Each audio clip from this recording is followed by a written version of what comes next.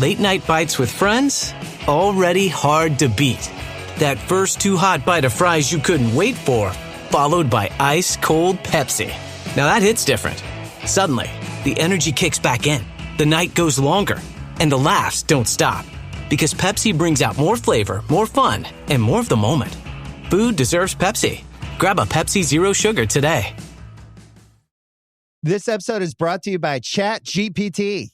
Hey, it's Bill Simmons from the Bill Simmons Podcast. Have you guys heard about ChatGPT work? It's the new way to use ChatGPT for bigger multi-step projects. And when you need more than just answers, give ChatGPT work access to your apps and files, and it can create real work documents like spreadsheets, slides, and structured reports. Get started at chatgpt.com by selecting work mode, available on Plus and Pro plans. Hey, welcome to Coach Unplugged. Coach Flitter and I he has convinced me to run a free clinic. He has convinced me to let you listen to a couple episodes of Coaching Youth Hoops, which I think will be really pertinent to you as a basketball coach. And we got some great free giveaways.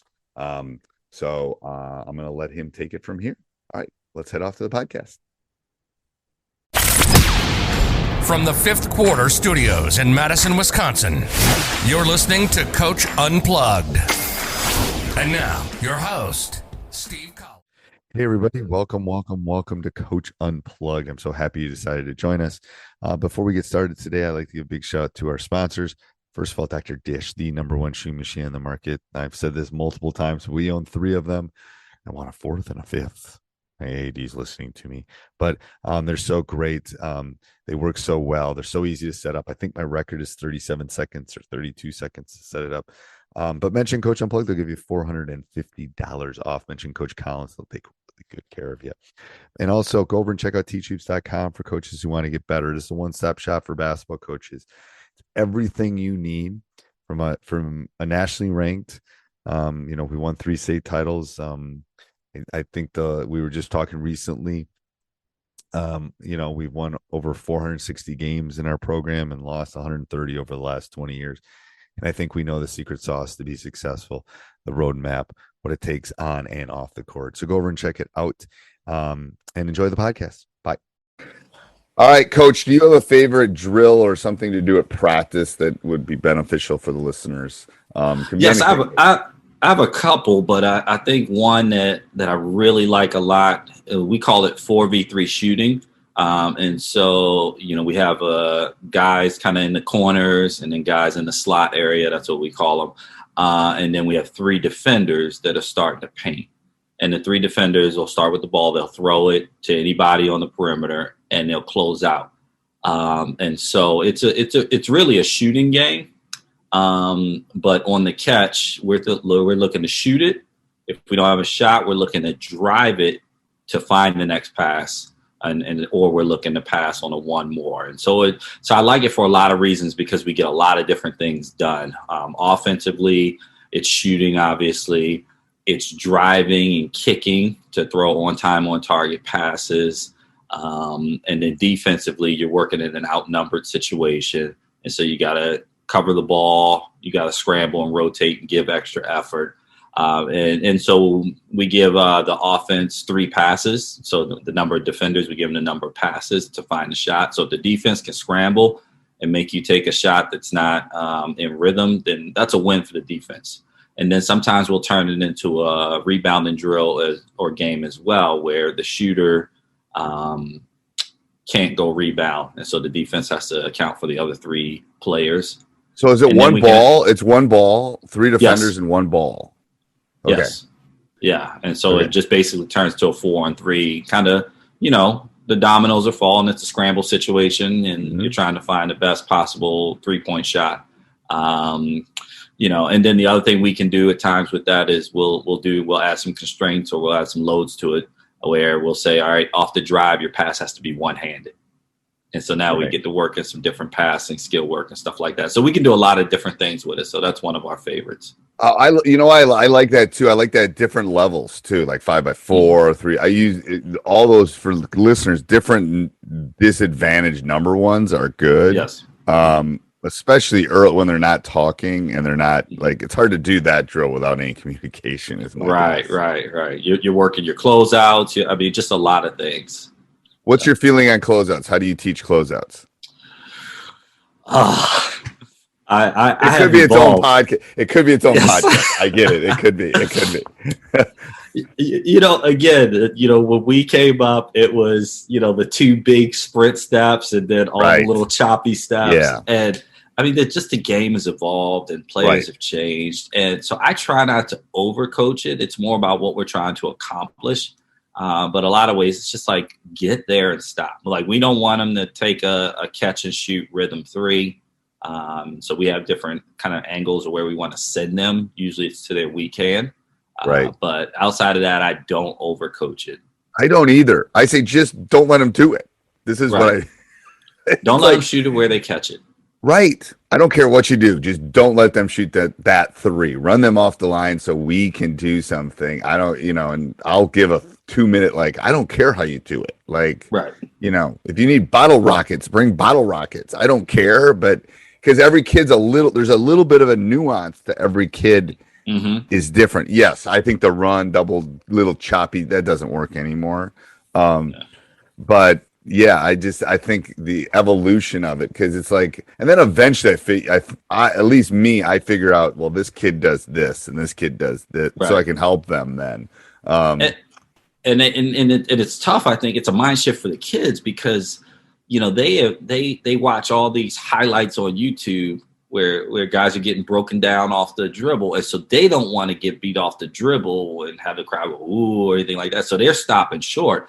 And where I'm looking at it, like, rhythm 3s are what beat us, and so I had to show the kids. Rhythm 3s. Yes. And so even if that guy has to and we're talking high school kids, that guy has to put the ball on the floor one time, the shooting percentage goes down. And Unbelievable. We'll play the numbers. The numbers. Yep. And I don't know if you've seen this too, and a little bit for listeners is, if you can shoot a 12-footer to 15-footer, it's open all the time. Yeah. All the time. People are trying to get to the rack and they're trying to shoot 3s. And I said, so I've got a couple players that 12 to 15-footer is like a layup. It's like, shoot that all day because it's going to be open. Yeah. It's like, is it ideally, because I'm a stats teacher, is it ideal? No, but if it's what's open in the game right now. Right. So work on what people, eventually they're going to take that away somehow, but it's open. At least in ours, like the higher level in ours, it's open because they're running them off the 3 and they're attacking the rim. Yeah. And I mean, and you're right. And that's what I tell defensively. I tell my guys, like, that's the shot we're going to live with. And if we're going to lose because of, that, I mean, we'll try to make some adjustments, but that's what I'm willing to lose with. And, but because I just know, and I'll ask my guys, how many of you work on that? And they all just kind of look, and I'm like, exactly. So if we go against that one kid that can do that and everything else, then we're probably going to lose anyway. Yeah, probably. All right. Thank you. All right, Coach, do you have a specific thing in practice or a drill that you do in practice that you'd want to share with the audience? Yeah. So it's how I start every day of practice since I've been a head coach. So going back to 2014, we call it 4-minute shooting. It's a good little, just getting nice shots up. So there's 2 lines at the block, or at each block, 1 line at each block, 3 basketballs we start on the right block. You can start at either block. 3 basketballs. You're just getting nice, easy bank jump shots from the block. And the opposite line is rebounding. So you shoot, you go to the other end of the rebounding line, you get the rebound, you pass to the next guy who doesn't have a ball, you go to the end of the shooting line. We're shooting with a lot of pace because we have a goal number in mind. So you do a minute at the right block. At the next minute mark, you go to the left block. And then after 2 minutes is done, you go back to the left elbow. And the rebounding line goes back to the left elbow. You get jump shots from the left elbow. After another minute, you're going to the right elbow, get jump shots from the right elbow. So it's 4 minutes of shooting, The goal, again, it's varsity level, so adjust it to, if you're a youth coach, obviously drop that number down. If you're a college coach, like in college, we ran this at 115. I started the year at 100 with our guys, and by the end of the year, we got up to about 110. So our goal is usually about 110 in the 4 minutes. Again, so you want to have pace to those jump shots to really get a lot up, but you want to make sure they're good form jump shots. But it starts the day, get some jump shots to start the day, and then we don't continue on with practice until we hit our goal. So if we get 108 and our goal is 110, we do it again just because we want to start the day off with some success. So we're not going to do it until we win the drill, quote unquote. And why do you do those shots? Just because they're nice, easy warm-ups. Obviously, as you know, the day and age now where everyone grabs a ball and they just go to the three-point line. So start the practice off, just get them nice and easy, get your form shooting in, keep your form from the block, keep your form from the elbow. We'll get threes up through the day, but we don't need to start with threes. So let's start nice and easy, have some easy success, and let's get moving on with our practice. I like that. And do you do it with just one group, or you do two groups at the same time? We do it with just one. Now I've done it in camps before where I've got 50 kids, and then you can break it up to 2 or 3. Right. But with usually just if you're doing like my varsity team, it would be too small to do it with 2 groups. I mean, we'd have 6 in one and 7 in the other. So that's just a little too tight knit of trying to get, then it'd be a sprint drill to the end of the rebound to the end of the line. So it's usually 6, 7 in each line is perfect.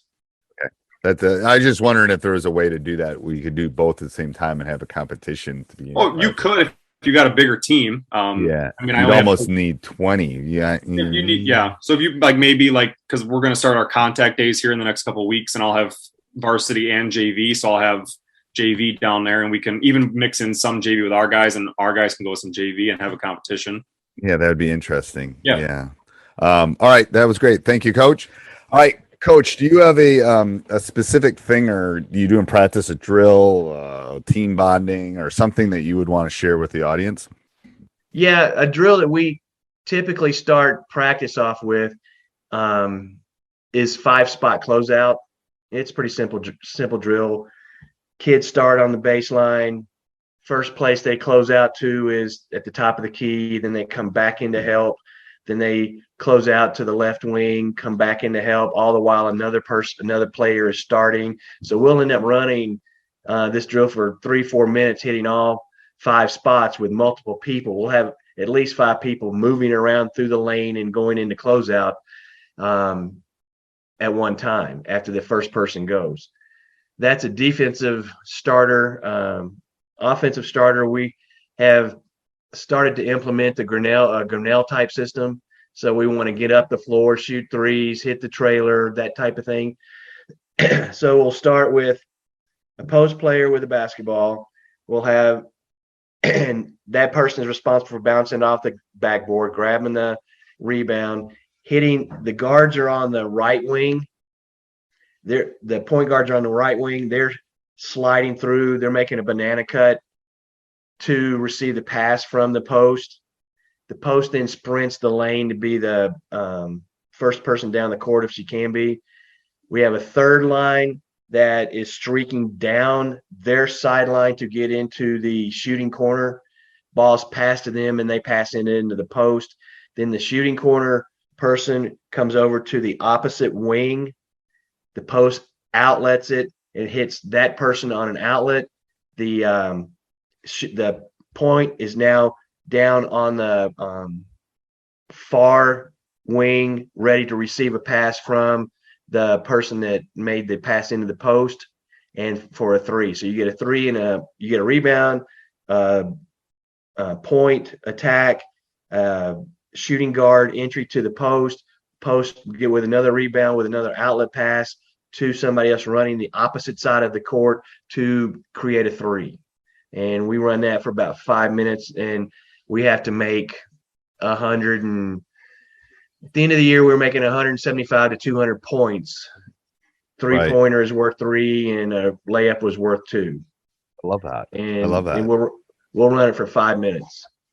It's a condition. It's a lot of different things. It's conditioning, it's shooting, it's passing. It's like, it's got a little bit of everything. I love that. And we don't have a gun. I mean, I wish we did, but I got that drill from Dr. Dish, and it was By Dr. Dish. I like Dr. Dish better than the gun. Personally, I like, you can pull it away. But well, we don't have either one, so I just got the drill from one of their videos. And that kicks the ball out for them, so you don't have you have a post person there that has to run the floor, but with us not having a gun or shooting machine, they just have to off the backboard, rebound it, which is teaching them to chin it, pass it out, that type of stuff. And it works. I mean, we shot a lot of threes this year. We had a couple of girls that 40 feet was well within their range. So I want to go back to the closeout one for a row. Do you specifically teach a type of close? This is always intrigues me because I don't know the answer to this question, but what's your theory on closing out? Let me just ask that question. We do it in the same drill in two ways. We short close and then complete close, or we'll long close, so that the girls that are doing the long close are the ones that are typically a little slower. They're not quite as quick, and we play a pack line man, so we may be closing out right at the top of the 3-point line. On a short close, they're getting a little tighter. It may be our guards that are doing the short close so that they can get up into the grill of the person that they're defending. We try to push sideline baseline. There are times with a pack line, we want to funnel it back into the paint, which is odd. Most people don't want to do that, but that's where we can trap. We in going past the closing drill, when we run our shell drill, we don't leave the shooting corner. We are going to bring help from the backside guard, and we're not going to leave that either shooting corner open, because we've been burned on that a lot. I know you do get burned on that a lot. All right, well, that was great, Coach. Thank you. Okay, Coach. Do you have a drill of the day, a drill or something you do at practice? Let's put it that way, that you would want to share with everybody. So we do several things I really enjoy, and those kind of happen daily. But one of my favorite is what we call cutthroat, and I'm sure a lot of you coaches understand and have heard it and experienced it before. But for me personally, I love competition in practice, and we try to make as many things competitive as we can get. And so cutthroat is one of our favorite. Our players love it. I mean, we can do 2-on-2, 3-on-3, 4-on-4. Like, there's so many variations and constraints, and that's why I like it too. It's not a one size fits all. You can tweak it to what you want that day, whatever emphasis you want to put on, whether it's paint touches or offensive rebounds, whatever you want to, your spin you want to put on it. But again, I love it because it's competitive, and our players love it. I jump in there probably every time we go with it, and practice with them. And so yeah, it gets practice, high energy. We love that. And that's what we strive to do on a daily basis. I love cutthroat. First of all, love it. Okay. So I'm going to go off script here a little bit. So you just said cutthroat, but then you sent me a different one. What's the one you sent me? You sent me the Laker. Yeah. So we call it Laker drill. And we usually start practice with that. It's a transition drill. And again, you can add emphasis, constraints, number of players, but we usually do 3-on-3. And it's just a 4-court transition drill. And it's continuous. That's what I like too. I like continuous drills that there's no start, stop, reset. So anything we can get continuous, I'm all over it. And so yeah, it's a transition drill. And we I love those too. I love doing something that gets their flowing at the beginning of practice. It's like that's how we usually start. So I know, and we still do our fundamentals, but we usually actually start with that drill, and then we get fundamentals, the next 20, 30 minutes, however long we have for that day. But just to get the sweat going, it's kind of a good warm up. It's fun, it's competitive, and just kind of start practice off the right way. That's usually how we start our practices. Right. And what I tell people is, like, they were just sitting in algebra class bored, whatever. I'm picking a math class. So let them do something like energizing early, like just to get forget about the AP world class they just bombed the quiz on kind of thing, or That's the right. girlfriend that didn't say hi to him when he walked by. Whatever. Something like that works. It does. It's just from someone that's done it a long time. You just got to get them moving, and then you can refocus and do whatever's on your specific practice plan. All right, that was great. This episode is brought to you by ChatGPT. Hey, it's Bill Simmons from the Bill Simmons Podcast. Have you guys heard about ChatGPT work? It's the new way to use ChatGPT for bigger multi-step projects. And when you need more than just answers, give ChatGPT work access to your apps and files, and it can create real work documents like spreadsheets, slides, and structured reports. Get started at chatgpt.com by selecting work mode, available on Plus and Pro plans.